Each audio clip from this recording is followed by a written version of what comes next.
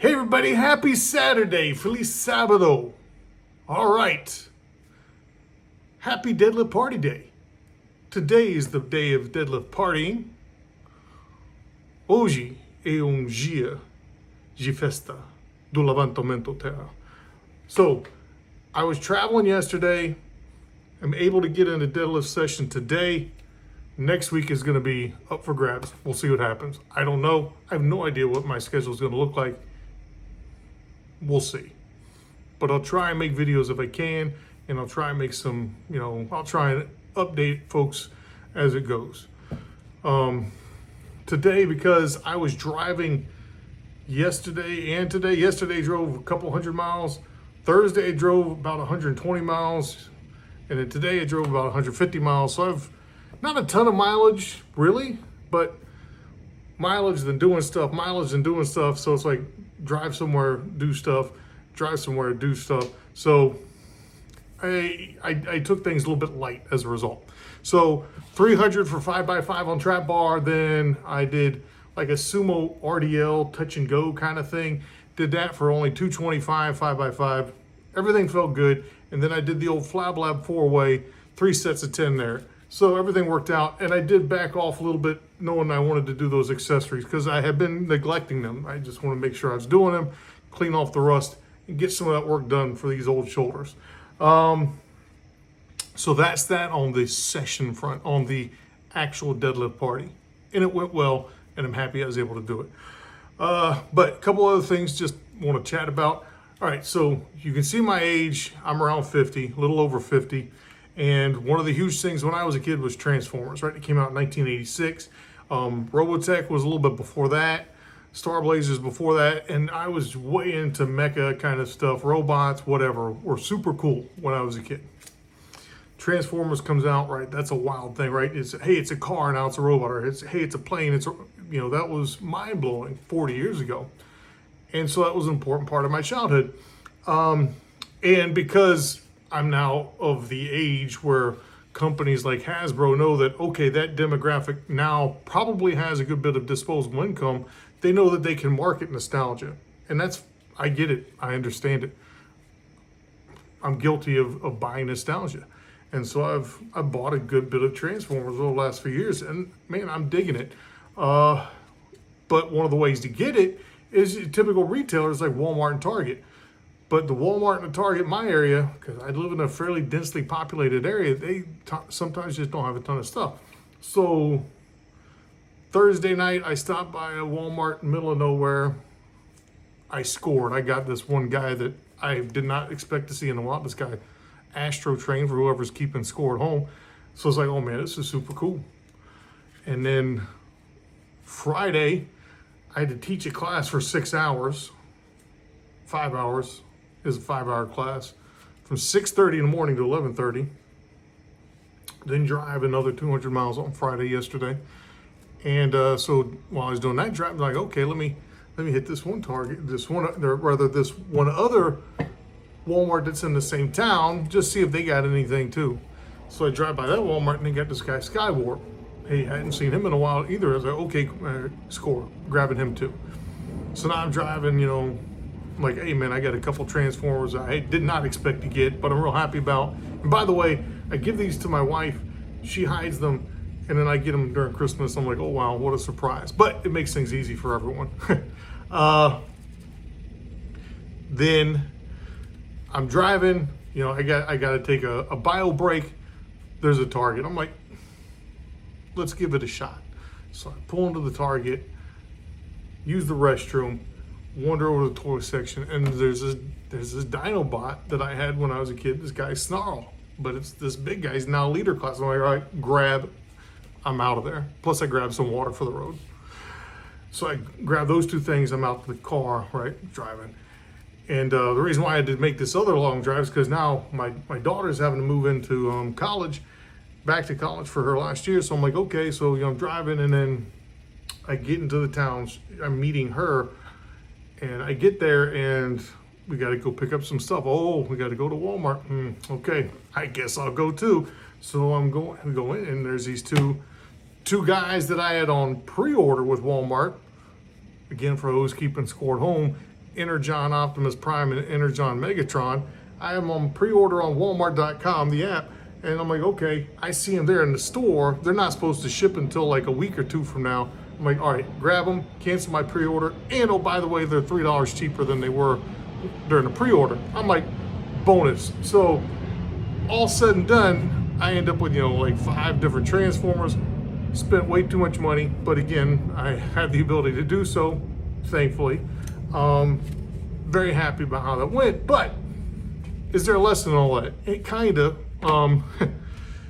One of the things, like, so I'm driving through these Walmarts and these Targets in these areas that are way less densely populated. And, retailers, they tend to just take whatever their stock is and divide it evenly. They just send it out. Like, okay, I'm going to buy 1,000 of these units. I got 50 stores. Each store gets 20 units. Is it the best strategy? No, but it at least guarantees that every store gets something.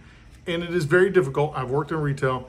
It's very difficult to project demand sometimes, especially on niche items. So I kind of get it. Just cut it evenly, send it out, see what happens. And if it doesn't sell, you mark it on clearance and get rid of it. But anyhow, I'm going through these areas, again, not as densely populated, and I'm scoring all these guys. And there's other guys that I had not seen in stores either, but I either already had them or I just weren't interested. So the lesson there is like, hey, sometimes it's worth kind of wandering off the beaten path, as it were, or going and trying something new. And I've said this before, but again, this is just another analogy that, hey, sometimes you got to kind of vary away in order to find what you want to find. The other thing I got written down, so in the town I was in today, this morning, so again, I was helping my daughter move in. So this morning, we're saying goodbye and all that kind of stuff. And we go to this place for breakfast.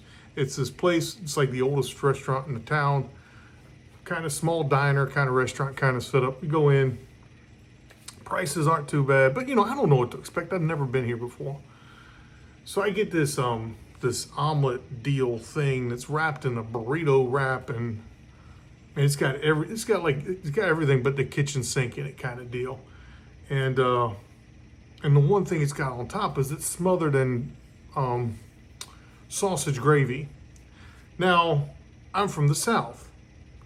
Right now, I'm not in the South. I'm way up north, and I go to the, I'm trying the sausage gravy, but man, I manage expectations there. I keep the bar low. I'm eating this thing, and I'm like, man, talking about the nostalgia of finding these transformers and the childhood. Like, this is, it's flooding back in terms of, man, I have not had sausage gravy this good in a long time. It was fantastic. And it's not healthy for you. But you know what? I did not care. And that's why I have that written down, is because sometimes, man, you just have to go and have it.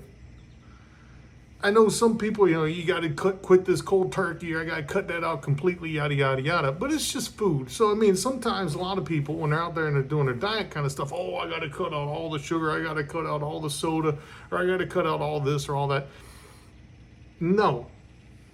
The strategy that's worked for me, it's the same strategy that's worked for a ton of people.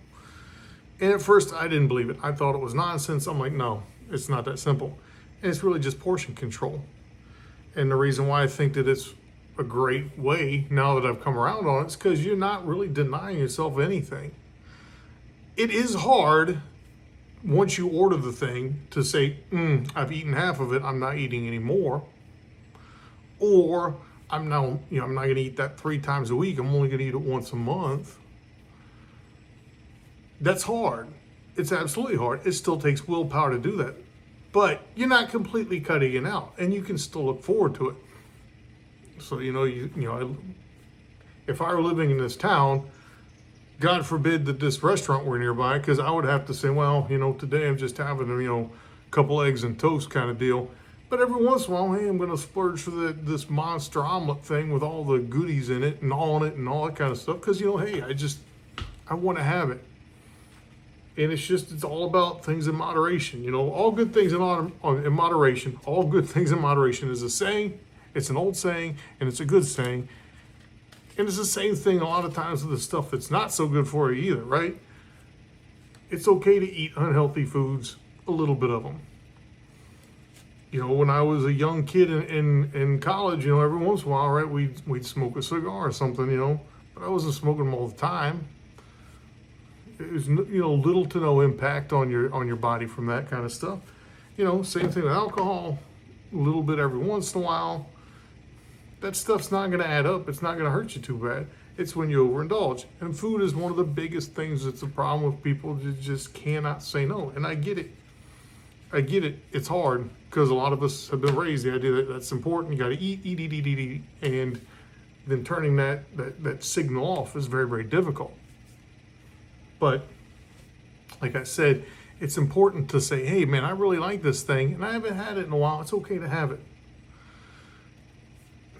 Because you remember what it's like. And there's been some things that I've went back and I've had them and I'm like, why did I care this much about this stuff?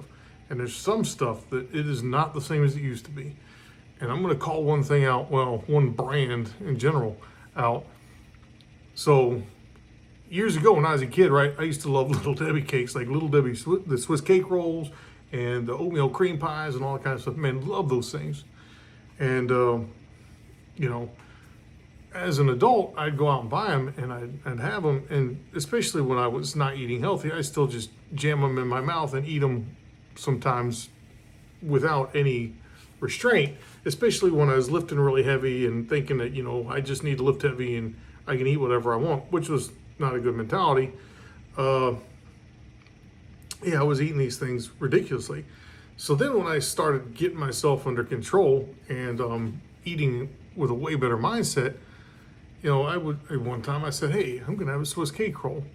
Opened up the package, popped that thing off, put it in my mouth. I was like, this is not good. This doesn't taste right. And then I started to realize, man, this chocolate is not the chocolate that I remember when I was a kid.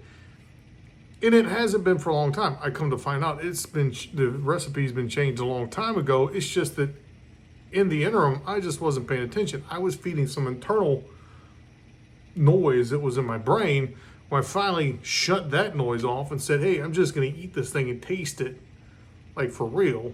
And I haven't had it in a long time. My mind was like, this is it's not great food. And now I can look at that stuff and I'm like, there's still a little voice, from, 7-year-old me that's like, oh, hey man, you need to have some oatmeal cream pies. But then adult me is like, hey man, it's not good. It's not what you remember. The recipe's changed. The ingredients are different. It doesn't taste the same. So, that's that on that. Sometimes it is good just to get yourself under control, come back to things and be like, man, what was I thinking about? This isn't so good. All right, so I've talked enough about all kinds of stuff. Nostalgia in terms of toys, in terms of food, and how, control yourself on the food front, all good things in moderation, all bad things in moderation too. And then the idea, behind, hey, sometimes you just got to try things different, get off the beaten path. Maybe we'll find something that we're looking for. All right, with that, happy Friday. No, it's not Friday. It's Saturday. Happy Saturday. Feliz sábado. Feliz dia de festa do levantamento terra. Happy Deadlift Party Day. And don't forget, get into those gyms, hit those goals, and get swole. Peace.